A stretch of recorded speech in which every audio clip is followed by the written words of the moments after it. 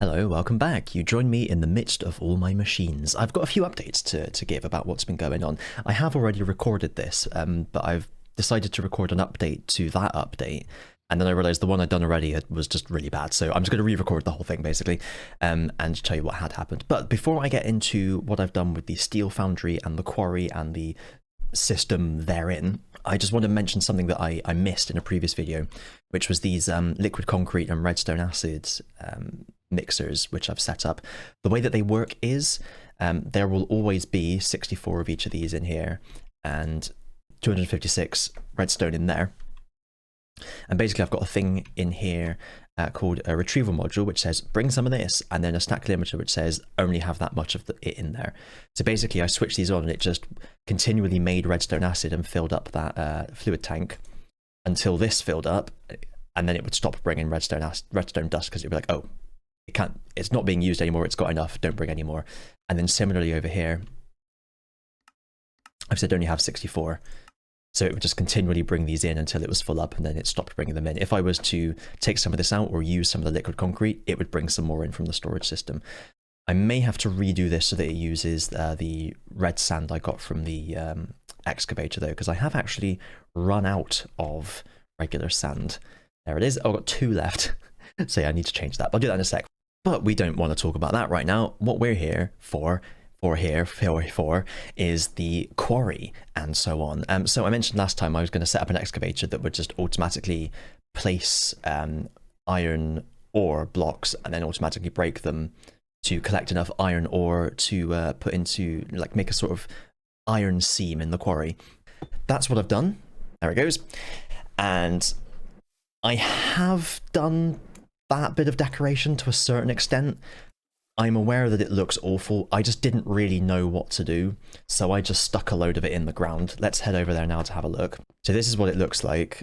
It's pretty shit, right? It's not great. I need to sort of expand the area, except in a sort of diagonal slash. Yeah, I need to put more tuff in there and, feather the edges and greeble it a little bit. But anyway, so as you may have noticed, there's an excavator down there digging up iron. It comes out here along up here. Shout out, by the way, to the engineer's Decor mod, which makes all these railings and steps and catwalks and everything. I absolutely love it. And then if I use the magic of editing to teleport over here, I've done a similar thing with the coal seam. It actually looks better despite just being like a black formless void, but there we are. And again, the coal comes up here. I've done a kind of like, I pictured like a load of aggregate coming out of a machine going into like a big pit and then getting sorted. That's kind of what I'm echoing here. I know obviously that in Minecraft it just comes out of the conveyor and lands on that tile all the time and then goes along, but like I just thought it's a bit of aestheticness, isn't it? So it goes into this router. All the other gubbins goes back into this conveyor, which goes all the way back to home base. It joins up with the trunk line. The coal ore goes into this silo over here, and there's a similar thing on the iron side. I can't remember if it was pentlandite or laterite, one of the two. But again, everything goes back home. This nickel ends up in the arc furnace back at home base, and the iron ore goes into here. So what happens here is these silos are set to output automatically. So they don't stay in there, they just automatically come out.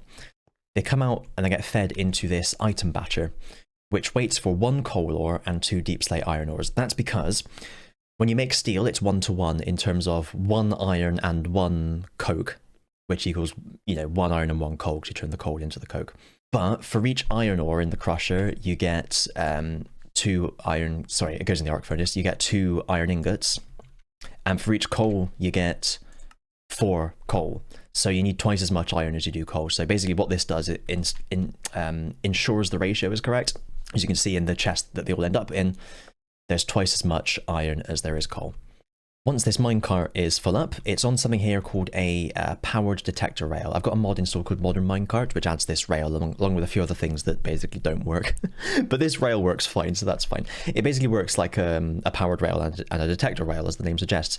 By default, and when an empty minecart with chest hits it or lands on it, it will stop the minecart. When this chest is full, it'll power it, and it'll get sent along this this subway back to the factory, the foundry. You can invert it by right-clicking, in which case it will stop a full cart and then send it on its way when it's empty. So as you may have guessed, the one at the other end where it all unloads is inverted, so it will stop it and then empty it. By the way, there's a lot of redstone here. I'm going to talk about the redstone in reverse from the other side, because it'll make more sense from that side. So I'm getting to that. I'm not ignoring it. I will get to it eventually. Just one thing to mention here is I have the, oh, that's right, there we are. The shut off for the excavators here. They're both shut off at the moment just because I put through like one chest load as a test run, so I don't want anything else coming in yet.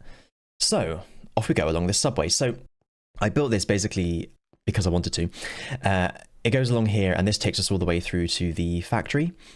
I, checked what my Y height was to make sure that, this was at the right height so that it would just shimmy straight into the factory. As you can see, I've put windows in as well whenever I've hit a cave digging this. It looks quite nice, I think. I won't bother walking all the way. We'll just go to here. And then I got here and I realized I'd remembered the number wrong and I was one block too low. But I'd already done most of the concreting in that tunnel, and I was like, I can't be bothered to do it again. It's a platform. It's a train platform, it's like slightly down below. And then in here, unrelated to the other redstone, we've got the railway main power shut off, which I enjoyed making into this like pointlessly complicated little situation here. It basically just switches off all the powered rails and then switches them back on again. I've done it like it's a fucking generator main boiler shut off or something. Anyway, also this setup here is a great example of my my lack of forward planning. I very much kind of like do things as I go along. I don't like plan the whole thing out in one go. Basically, I just cannot do that. If I try and do that, it just doesn't happen. I have to just start it and see where it ends up. Because had I done that properly, the tunnel would have come in here, and this would have been the drop-off point. But no, it's all over here. And I was going to put the silos there, but then I decided they'd be better over there, so I had to dig all of this out. This was the edge of the hill was here. So, but yeah, anyway. As discussed, the minecart comes in here. This inverted power detector rail stops it, and then it all empties out. So there's two hoppers here. That's because the power detector rail is a source of redstone power. So if you put that on top of a hopper, it actually just stops it from outputting, which is not helpful. So I had to use one of the Engineer's Decor factory hoppers and set it to ignore redstone, so that that hopper can output into a secondary hopper, which doesn't ignore redstone. That hopper outputs to a conveyor, which comes up. I basically looked up silos on the internet, and there was like a few cool like conveyor designs that I liked. So this just kind of aped that a little bit. But yeah, they get conveyed all the way up here, a bit further. This router then just splits them into coal and iron, and then they each go into their own individual silos. These also auto output. And then from the silos they go into one. So you remember when I last showed this off, I had two crushers here for the iron ore. I decided that was just overcomplicating things because I'd end up having to deal with the nickel grit as well, and I thought it's quicker to smelt in the arc furnace if you smelt dust, but I wasn't really concerned about the time because I have controls in place, redstone controls, to stop production when something gets backed up. So I thought it's much easier just to go straight into the arc furnace. You still get two of them. So I dumped the two crushers, and it also means, because I was figuring out, because I had 4 coke ovens across the back there, if you recall, and I was trying to figure out what's the best way to get the stuff in. That's why I ended up going down the side, because I now had a gap here. And I love these signs, by the way. Shout out again to Engineer's Decor. Now I can come in the side, and it goes straight into here, and it actually goes in a row now, rather than it was jumping back and forth between crushers, coke oven, back to crusher again. Now it just goes in a line.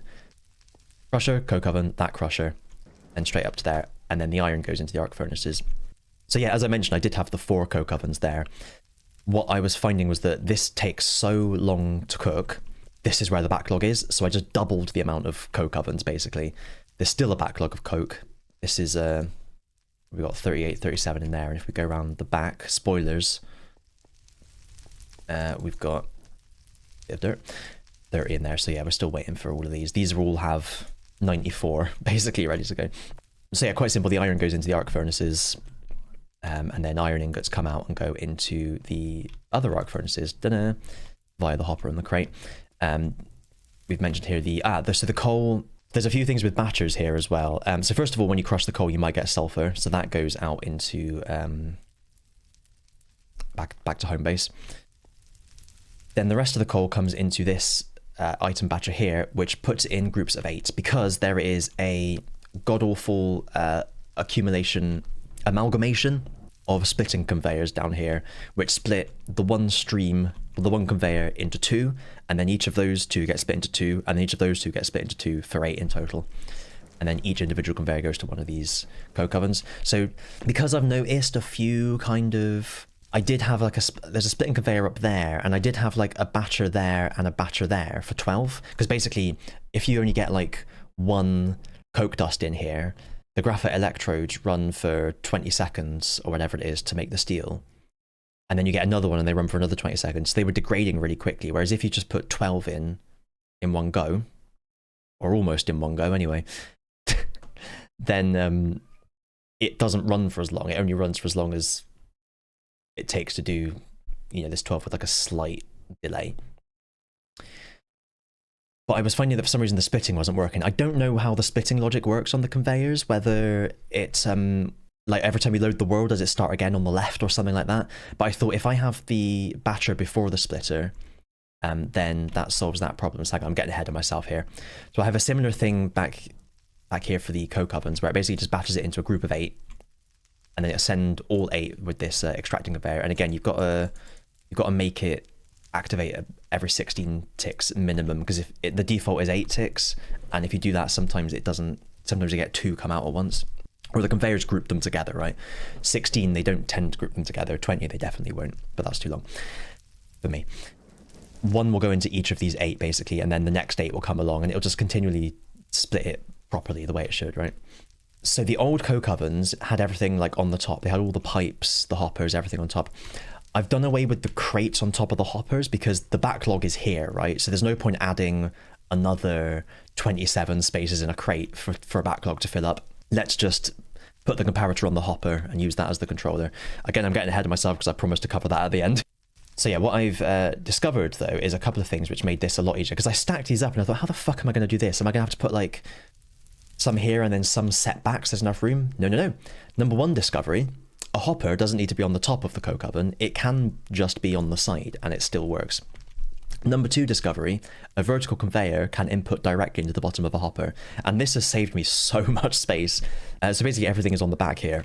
So yeah, that goes up to the bottom one, this goes right to the top, this to the bottom, this goes to the top, like that. These are the outputs of these 8 splitted conveyors, right? And then we got the fluid pumps on the back of each of these. They don't fill up with creosote. These come out the back here, and they come with me to the outside. Oh, fell in the hole. Comes out of a pipe there and just straight up into a flare stack, because I have no need for all that extra creosote. I've got plenty. The ones at the top have hoppers. You can see them actually around the back here. There's a hopper just there. That is the same on all of the 4 at the top, and they output onto a conveyor down the middle, and then the coke ovens at the bottom just output from a hopper onto a conveyor straight down the middle.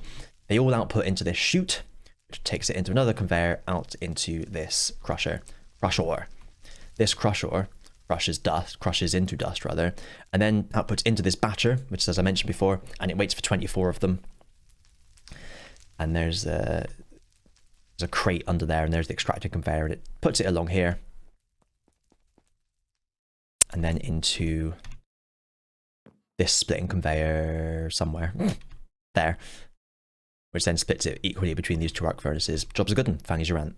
One other thing is up here, I've added another control panel thing just for these the integrities of the graphite electrodes, just so I can see at a glance when they're about to run out. All of this redstone then, let's have a little look. So the first ones on top of the graphite electrodes, that's for the control panel up there. But then on these crates here, this basically sends a signal at 13, so 13 out of 16 full, just to account for overflow, right? So if this is almost full, it'll send a signal. This signal goes all the way back out to the silo, and that tells the silo to stop outputting. So basically just setting it to 13 instead of 16 gives you a little bit of leeway, basically, so there's not things building up outside the crate. And then back here, similar thing, I've kind of hinted at it a little bit already. Apologies, by the way, if I'm getting mixed up, because obviously I have already explained all of this, and I'm forgetting what I've already explained and what I haven't. But anyway, on each of these hoppers is a similar thing, except this one I set it to 12 because there's a lot more coal coming through here than before. So I've set that one to 12. Maybe it could even be 10 or 11, but we'll see how it goes. I haven't done a full run through yet. I've only done 1 train load But yeah, this basically sends another signal. This one's black, the other one was, I think it was light grey, wasn't it? And these all come through along this wire and then back out into, and then they're split into black and light grey, and then they stop outputting there. So essentially, when any of those hoppers are almost full, when any of those two chests, either of those two chests are almost full, it will stop the relevant silo from outputting. Likewise, if we look at the furnaces making steel, I did have a build up at one point when I was running it through fully, back when I only had 4 coke ovens.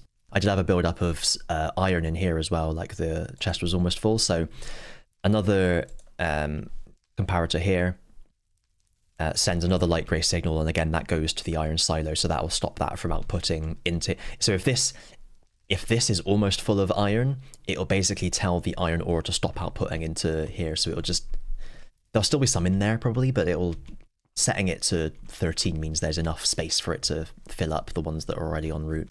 It's in fact it's like underestimated, like but it's guaranteed that it'll like always have enough space. Something to note is that if you set the receiving color to the same as your sending color, when this is almost full, this will output a signal and it'll stop this from outputting. So when this is on a hopper, it has to be a different color receiving than sending, otherwise you're not gonna have a good time. And you've also got to make sure that your receiving color is not anywhere on this same wire network, because otherwise something else might send a signal to this and stop it. I normally pick red or black. I normally pick black, to be honest, but I've used black for coal, so I didn't do that. Cool, so basically you can see the overflow protection there. So if any of these stop, let's say my coke ovens are all full, this coal silo will just fill up and fill up and fill up. Now I have some more probe connectors around the back, which are here. And these will, when the silo is almost full, again I've set it to 13 just for consistency's sake, probably could be higher, but never mind. This will send a grey signal, and I've got the same thing on the iron one as well. The iron, and I've got which is which now. This is the iron one. It will send a grey signal. So basically, when either one of these is almost full, a signal gets sent to this hopper here, which will stop this hopper from outputting. So when there's any form of backlog, nothing will get unloaded from the minecart. If the minecart's already here, what that means is gradually this will fill up, although I think there's enough room in both these hoppers to empty the minecart. But what will happen if this stops outputting, obviously this will gradually just fill up of iron and coal ore, which means that this won't be able to output, which means that this will fill up with iron and coal ore, which means the next time the minecart comes around, it will start outputting, and then it will just stop because there's nowhere for it to go. Because it never empties, this will never send it on its way again, which means it will never go back to the quarry to pick up more until something moves and it keeps emptying. So like, we've told this to stop outputting, but then say like, you know, a load of coal coke goes through and a load of steel gets created, which means a load of iron drops out of the crate into the hopper, into the arc furnace, which means there's now space in that arc furnace, which means the iron silo starts outputting again. Let's say that was the one that was full, which means now there's space there, which means this signal stops being sent, which means items will now flow out of this hopper, which means now items will flow out of that hopper, which means now a few more items will now flow out of the minecart. And that'll just keep repeating until the minecart's empty, and then the minecart goes again. Then the minecart comes back, and it starts outputting, but there's a build-up, so it stops again. So that's kind of the idea. And then if we go back to the quarry, we have similar setups here, whereby, I should have explained this at the start actually, the batcher, these colors, blue and yellow, what these do is, when there is one coal in here, it sends a blue signal. When there is 2 iron in here, it sends a yellow signal. So at the moment, it's just waiting for iron. So this is sending a blue signal because there's already coal. What that blue signal does is it comes through to this thing on the bottom of the silo, which stops it from outputting. And a similar thing with the iron ore here, if there's 2 iron in there, it sends a yellow signal to this, which stops it from outputting. That basically means that because there's way more coal, I mean, you can see how much more coal there is than iron. There's 8,000 in the silo. It stops this from just overflowing with coal, because otherwise, like, I just have like a minecart just completely full of coal. Do you know what I mean? And that's no good to anyone, especially not me. So what this does is, when it gets 2 iron in there, it'll send the 1 coal and 2 iron. The signal will stop being sent to this silo, and this will start outputting. 1 more coal will arrive in here, and the signal will get sent again, and it'll stop outputting again. That does mean that you end up with like 5 or 6 coal in here, because there was already some on the way before it stops, but that's fine, because what happens is then they just stay in there, and then until the next time 2 iron comes, and then it outputs, and then the next time 2 iron comes, it outputs, and then there's only 1 left, and then 2 iron come again, this outputs, and then there's no coal in there, and then it continues to output, and then they arrive back in here. It basically goes in a little loop like that, right? Let's switch them back on again, and we'll see it in action. So we'll see that iron shoot up there into the silo, immediately comes out, and then it'll, I've just seen a second one go up, the first one will arrive in here, the second one will arrive in here, and then these will all output. There they go, into there, straight into there. So now what's happened is that's outputting again, but now 1 has arrived in there, so it's stopped again. We'll see this come out, and we'll see that number go down. There it goes, because it's outputting, and now it's stopped outputting again, because there's 1 in there already. So you see that's pretty much how it works, and then all of that stuff has gone into here. There it is. Let's say that this minecart is back at the factory waiting because it's not able to empty because all the silos are full. What that means is this hopper will gradually fill up with ore. This chest will gradually fill up with ore. When it hits the magic number 13, this will send a signal to the batcher here, and if you apply a redstone signal to the batcher, that actually stops it from outputting. So that's something actually to be aware of in the build. I had several earlier iterations of this where the batcher just didn't work because there was accidentally redstone being applied to it. But what that means is when that is full, the signal gets applied here, that will stop anything outputting. So the next time you get 1 coal and 2 iron, it just won't output anything. But what that also means then is that this blue and yellow signal gets sent, which means that these silos stop outputting, which means that essentially it'll stop the overflow, right? Nothing more will come into here. It might pop up, a few extra like we see with this. But then these will gradually fill up. And then I have similar controls on the bottom of these silos. I won't bother climbing around trying to find them. But like the other ones, when they are 13 full, the coal silo will send a signal to the coal excavator to stop. When the iron silo is full, it will send a signal to the iron excavator to stop. I'm just letting all of this tick through first, just to check that the ratios have worked out all right. I should end up with nothing and anything. If I end up with like 1 or 2 bits of coal, coke, or iron in there, it means I've miscalculated somewhere. I think that will happen because I've somehow got 7 coal in there, and if I'm sending 576 divided by 8 is 72, so it should have been an exact number. So I've mucked up somewhere, but that's because things were going wrong as it came in, so that's probably where the discrepancies come about. I'm missing 1 coal. I think that's what that's telling me. So in fact, let's put that back in and just teleport. By the way, I teleport everywhere. I know that might annoy people, but it's like, I'm playing this for fun. I don't find anything fun in just spending... If I'm walking back and forth, just doing this all the time. I jump over these, by the way, because they slow you down. It's just... What is this achieving? It's not adding to my enjoyment of the game. Do you know what I mean? Anyway, let's stick 1 more coal in there. And theoretically, that should be correct. We'll find out. But yeah, the reason it was quite imperative that I got this sorted was because I started off with like 3,000 steel in there, and I suddenly only had 700, and I was like, fuck. That was after setting all the quarry and everything up. I was like, geez, I really need to get this going. And then I've ended up with only 300 again.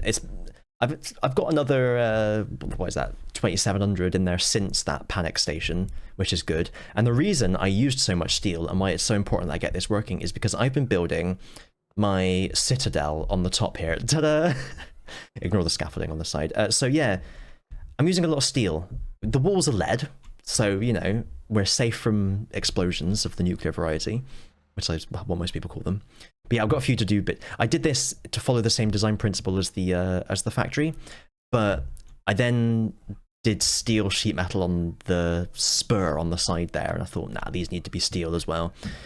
And then I want that to be blocks of steel to match the fact that on this corner they are blocks of steel as well. And this is the inside. Again, this is all construction scaffolding. Yeah, and then the idea is I'll put a dome around the top. That was me testing out circle sizes.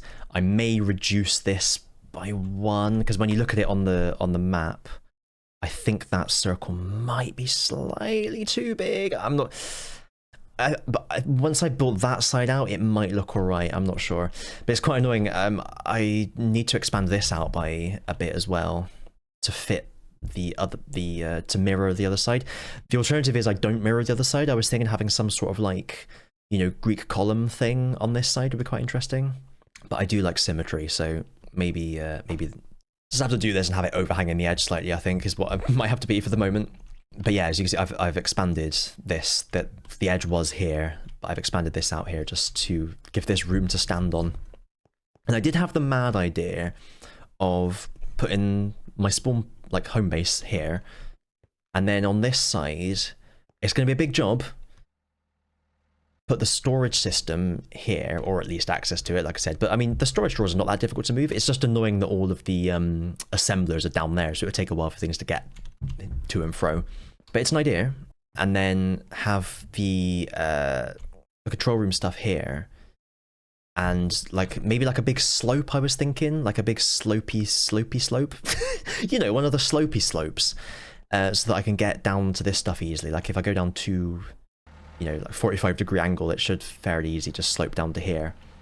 Basically this stuff I want up there, as well as, and this is what's going to be a horrible job, as well as this stuff I think should be up there as well, all in the control room.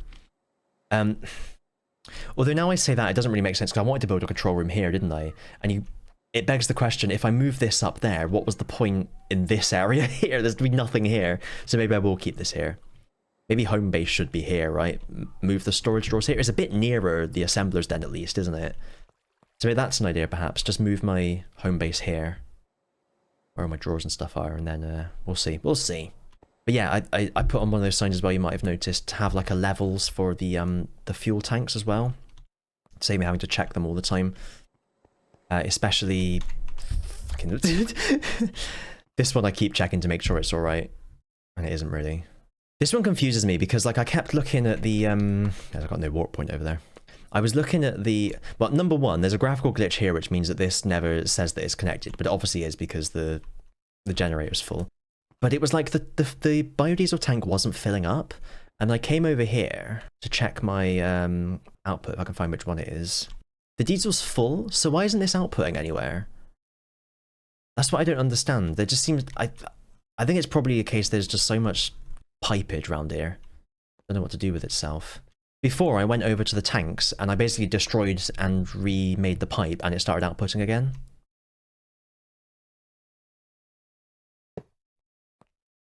Look, now it's gone. Why do I need to do that every time? There's something going on. I don't like it. It genuinely could just be that there's so much shit in these few chunks that it's not able to keep up with it all. It could literally be as simple as that. But if anyone knows, please let me know, or if it has any suggestions. Yeah, look, now it's filling up again. Let me get my notes of what I want to do next. I've already mentioned, of course, that thing I'm building up the top. I wanted to put like a sort of library with a map room. I was going to put that on the bottom level, actually. I just give that some more thought. I thought the concrete didn't really fit. Oh, no. I was going to put... I forgot now. I've even drawn a little fucking diagram of how I want it to go. So basically, up here, because I wanted to do the splinters manufacturing look with the orange windows, but that only looked really good with panes and steel. So what I'm actually going to do is... Steel sheet metal, that is. The level... I'm going to do a little level above this. If I just shoot up this scaffolding... Oh no! Sorry, I was trying to do several things at once with my fingers there. Oi oi, I dropped my mining drill. Yeah, I want to put a level up here, but like narrower. And it'd be narrower, but the walls will go straight up and then it'll have like a diagonal roof. And then that's where I can put the orange windows and stuff.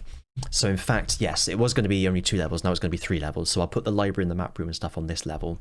And then above that will be the executive offices with the viewing platform and stuff. I've made I made a list. I've opened 9 tabs on my phone because I couldn't sleep one night. I was just thinking about this, of various different like decor and furniture mods.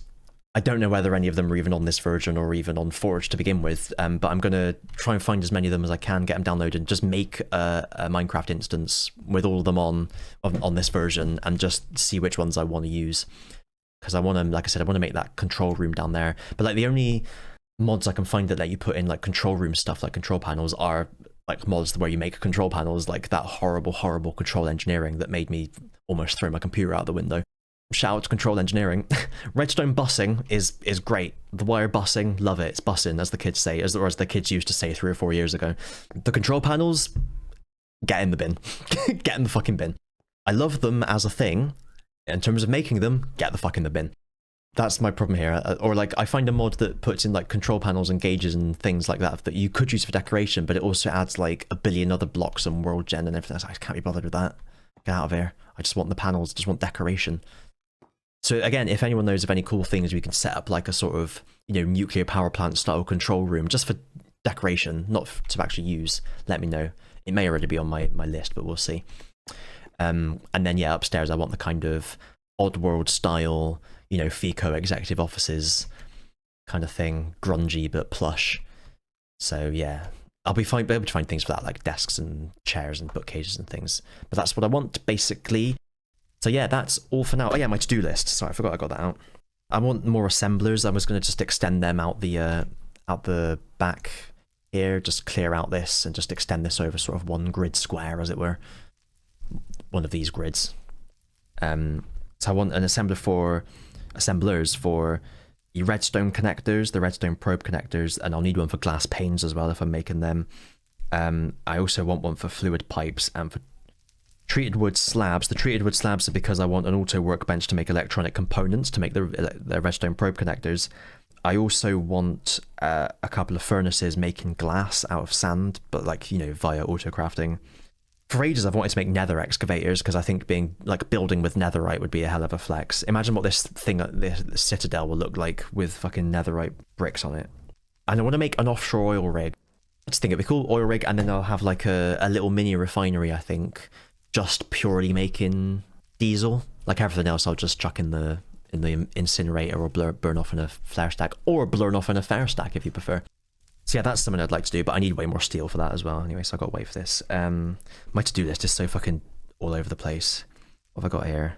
Assembler for redstone connectors. Okay, I'd written that already. Nether excavators. Again, I've written half this stuff twice because it's on different pages, and then like the page gets full up, so I just move to a new page and then forget what I've written on the old page. Hopping goods. So I've done this. Fucking hell, I need to cross half this out. Control room.